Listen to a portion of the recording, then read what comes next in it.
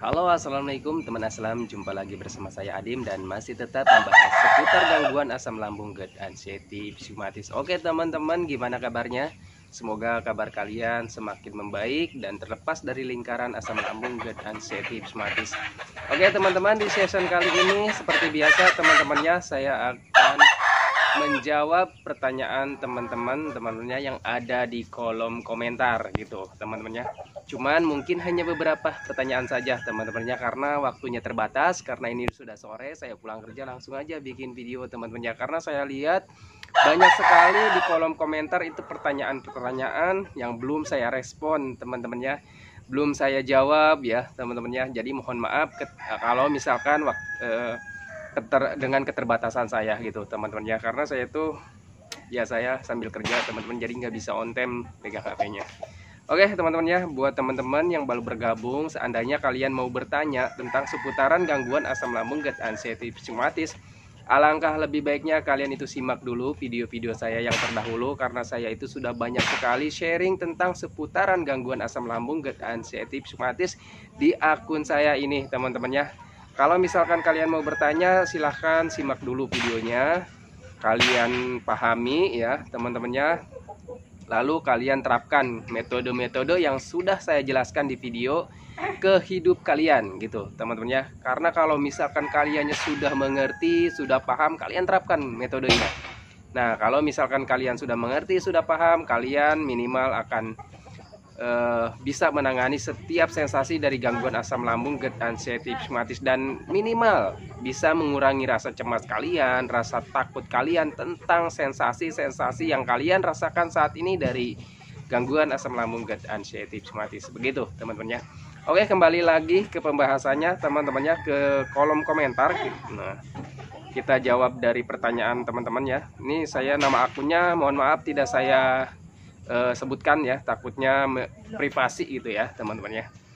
Assalamualaikum Bang Adim, saya sering kencing. Sering kencing ya. Buat saya heran ketika saya timbul pikiran yang aneh-aneh, maka sensasi timbul lah. Salah satunya itu sering kencing. Nah gitu teman-teman ya, ini pengalaman saya pribadi. Nah berhubungan ya, sensasi sering kencing itu pernah saya alami dulu dan pernah juga saya buatkan videonya ya. Waktu itu saya berprasangka bahwa saya itu terkena diabetes teman-temannya. Hasil pemeriksaan saya lakukan ya. Yang pertama itu pemeriksaannya itu dengan cara mandiri. Gimana cara mandirinya?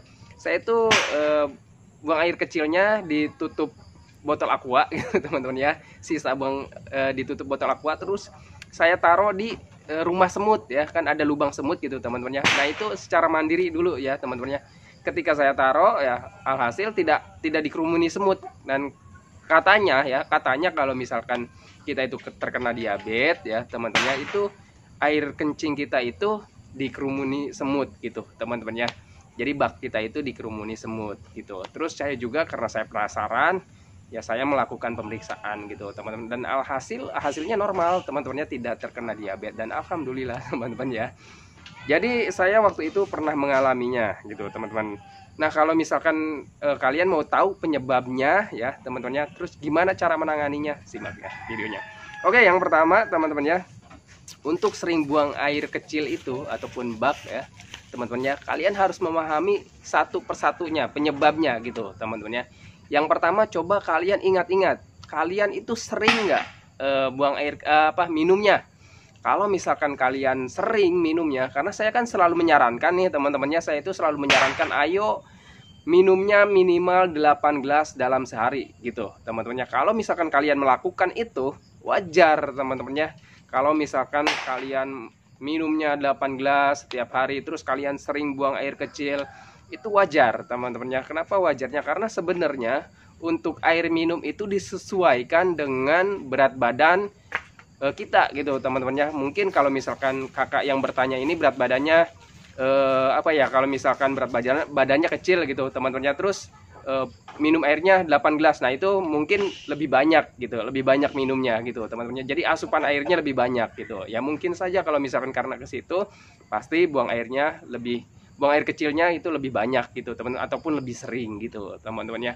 Karena untuk minum air itu sebenarnya disesuaikan dengan berat badan gitu teman-teman, ada apa ya, ada takarannya. Tetapi karena saya malas atau malas mengukur atau menimbang-nimbangnya teman-teman ya, yaitu patokan saja, karena dokter juga apa ya, menyarankan minimal itu minum harus 8 gelas setiap hari gitu teman-teman. Nah, kalian harus pahami ke sana. Kalau misalkan saya itu Bang minumnya 8 gelas setiap hari, terus saya sering buang air kecil, wajar menurut saya teman-teman ya. Kalau misalkan kalian minum 8 gelas terus buang airnya sering, menurut saya wajar. Dan sebenarnya untuk buang air kecil itu, sering buang air kecil itu sebenarnya bagus teman-teman. Kalau misalkan kalian terkena gangguan asam ataupun gangguan lain gitu teman-temannya, terus buang airnya sering, sebenarnya bagus ya teman-temannya, itu untuk detok tuh racun-racun yang ada di dalam pencernaan kita gitu teman-temannya. Apalagi minumnya air hangat itu lebih bagus lagi, karena air hangat itu bisa mendetok juga gitu teman-temannya.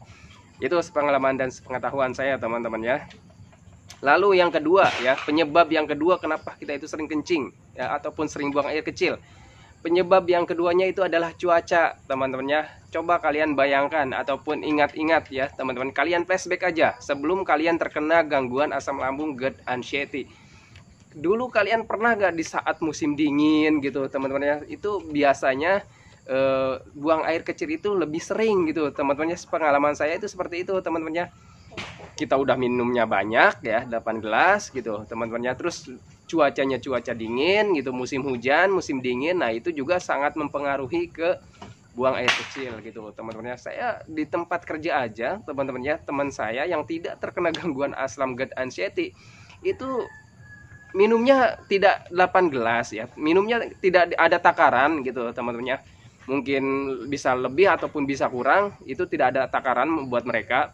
Tetapi apa ya, untuk durasi ataupun sering buang air kecil itu sering teman-teman ya.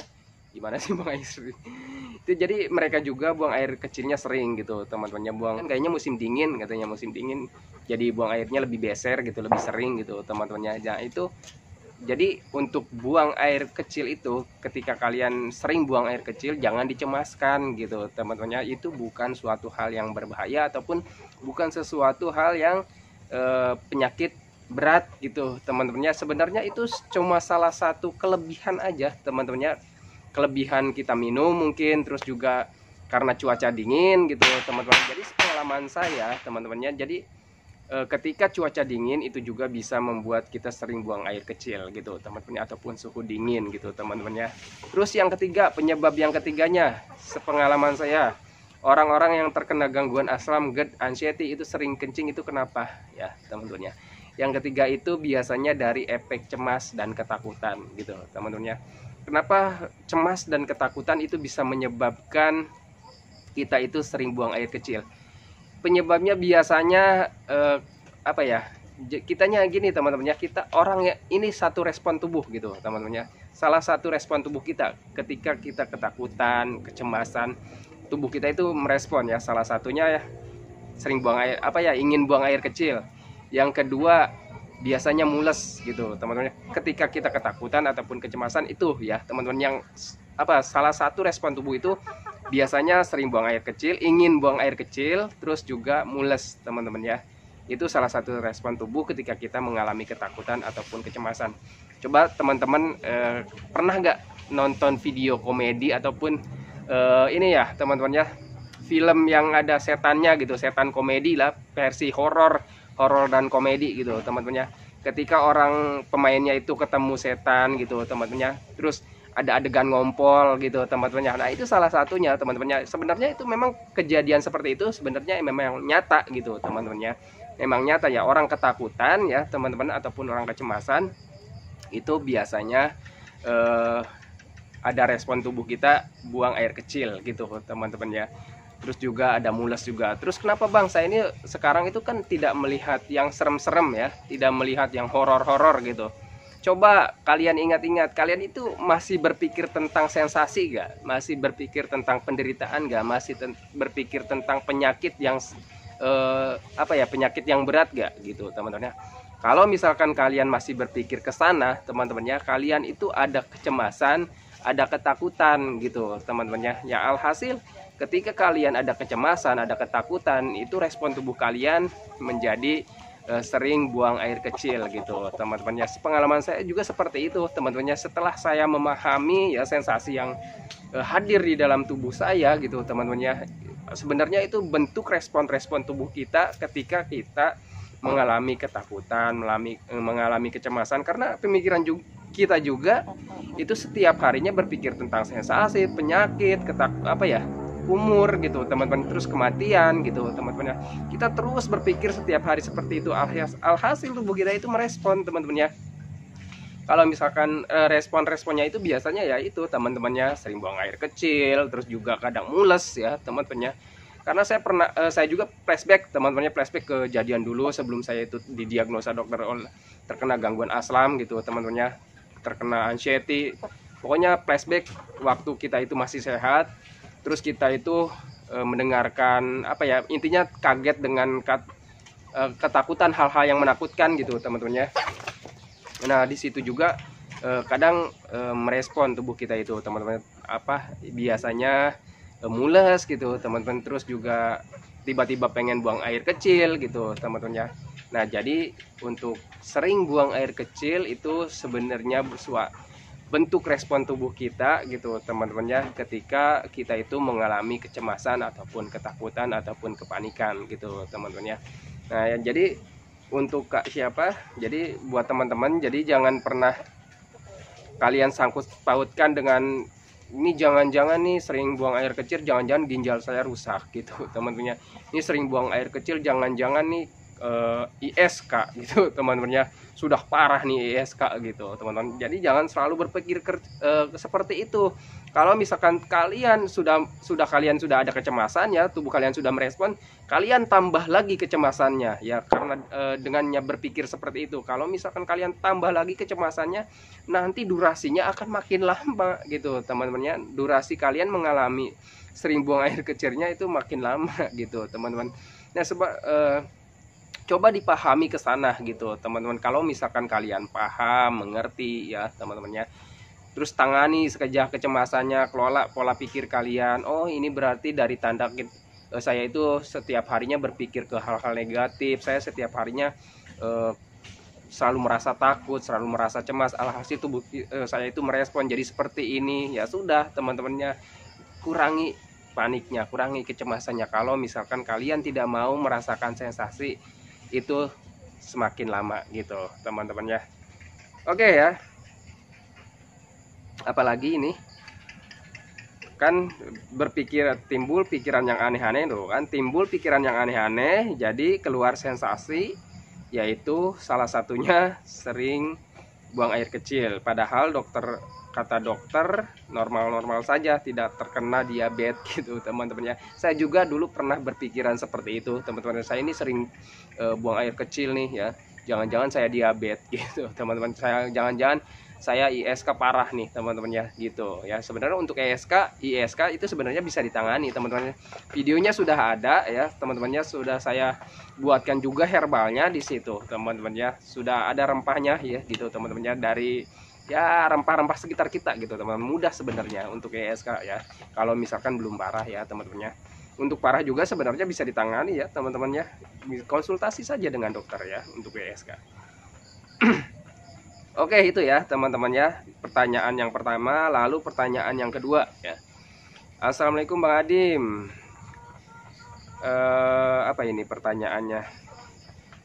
Saya mau nanya Bang, saya susah kali tidur Bang, saya sekarang, padahal kata dokter saya sudah 90% kesembuhannya. Semalam tidur cuma 3 jam, kadang 2 jam, gimana cara mengatasinya? Nah, ini kata dokternya kan sudah diambang 90% teman-teman. Mungkin dokter itu kan memperkirakannya itu dari sensasi medis ataupun dari kondisi medisnya. Mungkin kakak ini ya, kondisi medisnya itu sudah diambang 90%. Tetapi mungkin saja teman-temannya itu kan medisnya, mungkin saja psikisnya itu masih di bawah 90%-an. Nah, untuk sulit tidur itu sebenarnya bukan dari medis saja, teman-temannya, bukan dari sensasi medis saja gitu, teman-temannya. Sulit tidur itu cenderung dipengaruhi oleh pola pikir ataupun dari psikis kita, teman-temannya. Bukan dari medisnya tetapi dari psikisnya. Nah, mungkin saja psikisnya itu masih di bawah 90%-an gitu, teman-teman ya. Jadi makanya dari jadi susah tidur gitu, teman-teman ya. Biasanya untuk susah tidur itu dipengaruhinya itu 99% itu sebenarnya dipengaruhi oleh pola pikir kita, teman-temannya. Orang yang pikirannya nggak tenang, teman-temannya selalu was-was, selalu gelisah, pikirannya banyak pikiran gitu, teman-temannya. Tidak harus orang-orang yang terkena gangguan asam GERD anxiety psikosomatis saja, teman-temannya. Orang normal ketika mereka banyak pikiran, ya entah itu mikirkan keluarga, entah itu mikirkan ekonomi, entah itu berpikir tentang harta ataupun apapun itu, teman-temannya, tentang kerjaan ya, apapun itu intinya, teman-temannya, itu tidurnya tidak nyenyak, teman-temannya. Orang yang banyak harta belum tentu tidurnya juga nyenyak, teman-temannya. Nanti nih harta saya nih, mobil saya nih ada yang maling gitu, teman-temannya. Nggak mungkin juga tidur nyenyak, teman-temannya. Jadi gangguan tidur itu bukan dari medis saja. Jadi gangguan tidur itu bisa juga dari pola pikir kita gitu, teman-temannya. Orang yang tidak pikirannya tidak tenang ya, teman-temannya, itu tidak bisa tidur nyenyak, teman-temannya. Jadi pikirannya selalu kemana-mana. Tidak harus orang yang terkena gangguan asam aja, teman-temannya. Nah, buat teman-teman yang terkena gangguan asam GERD anxiety psikosomatis itu kan berpikirnya bukan tentang harta, bukan tentang materi ya, cenderung berpikir tentang nyawa gitu, teman-temannya, tentang kehidupan gitu ya, tentang penyakit, tentang sensasi, tentang kematian gitu, teman-temannya. Karena kita selalu berpikirnya tentang jangan-jangan nih penyakit ini bisa menyebabkan saya M, jangan-jangan umur saya tidak panjang lagi, jangan-jangan nanti nih besok saya M gitu, teman-teman ya. Jangan-jangan ini penyakit yang berbahaya. Nah, untuk orang-orang yang terkena gangguan asam GERD anxiety biasanya berpikirnya seperti itu, bukan ke tentang harta ya, bukan ke tentang materi gitu, teman-teman ya. Begitu, teman-teman ya. Jadi untuk gangguan tidur bukan dari medisnya saja. Kalau misalkan kalian sudah di-tag oleh dokter, kondisinya bapak dan ibu itu sudah diambang 90%.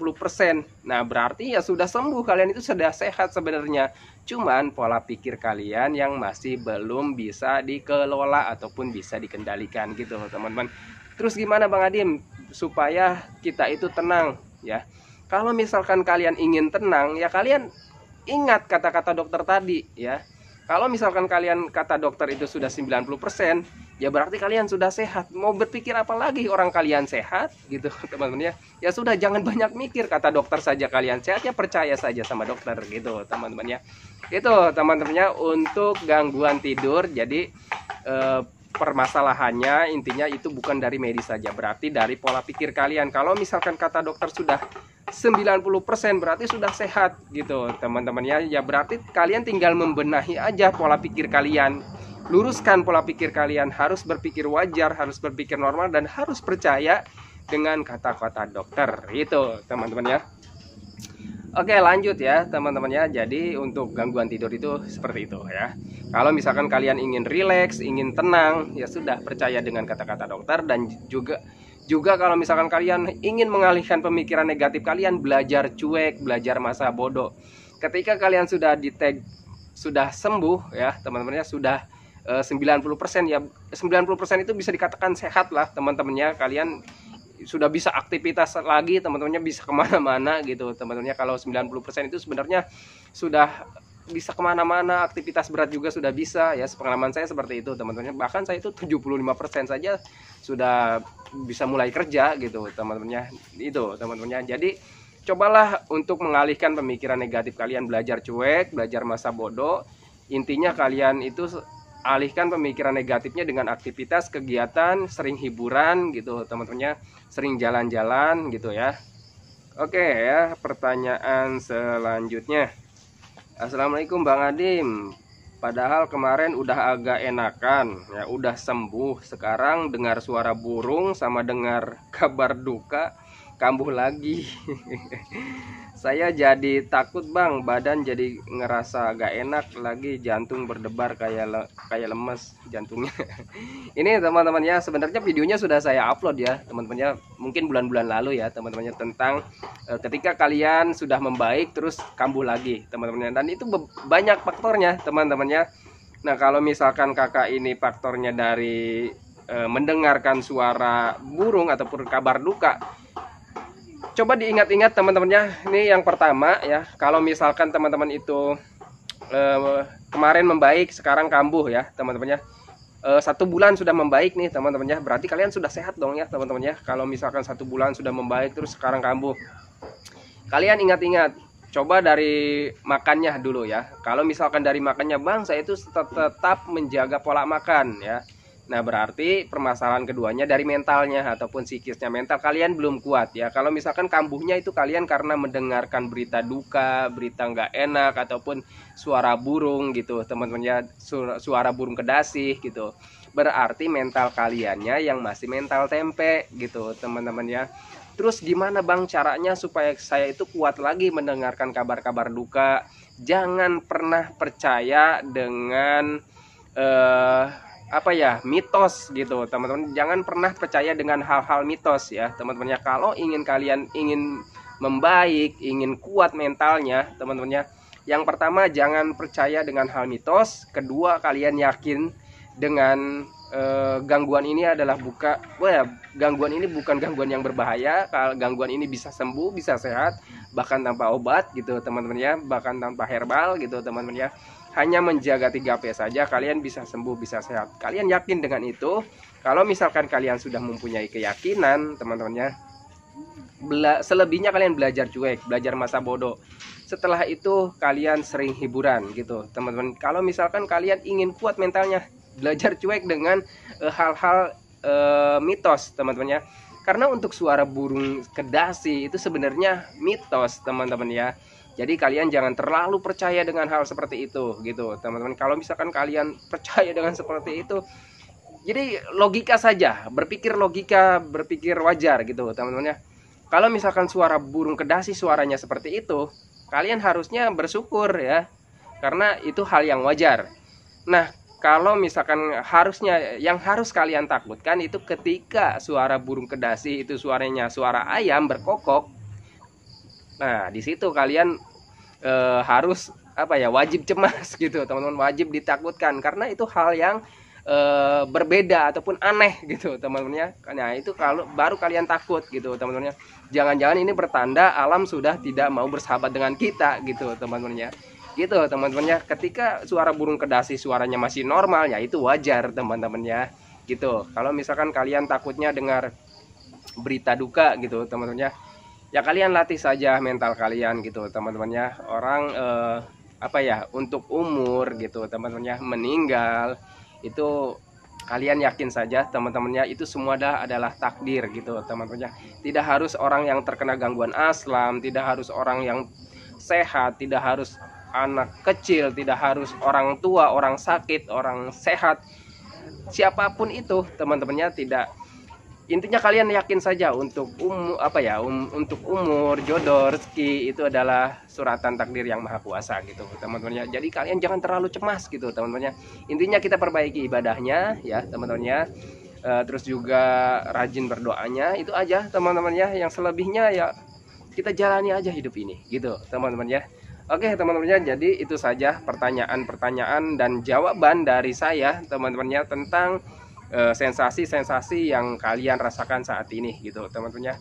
Oke teman-temannya, ini sudah sore banget ya, sudah panjang juga videonya. Saya akhiri dulu videonya, nanti saya bahas lagi pertanyaan-pertanyaan kalian yang belum saya jawab di kolom komentar teman-temannya. Saya akhiri videonya. Sebelum saya akhiri, saya doa buat teman-teman yang belum membaik dari gangguan asam lambung, GERD, anxiety, psoriasis, semoga kalian itu cepat membaik, cepat sehat lagi, cepat kembali lagi keadaan kalian yang dulu teman-temannya. Entah itu dari emosinya ya, kebahagiaannya, keceriaannya, canda dan tawanya, Pokoknya hari-hari kalian yang berwarna itu semoga cepat kembali lagi teman-teman ya. Dan jangan lupa doakan juga saya agar saya itu tetap sehat, tetap kuat, tetap ceria, agar tetap bisa menemani kalian yang belum membaik dari gangguan asam lambung, GERD, anxiety, psoriasis.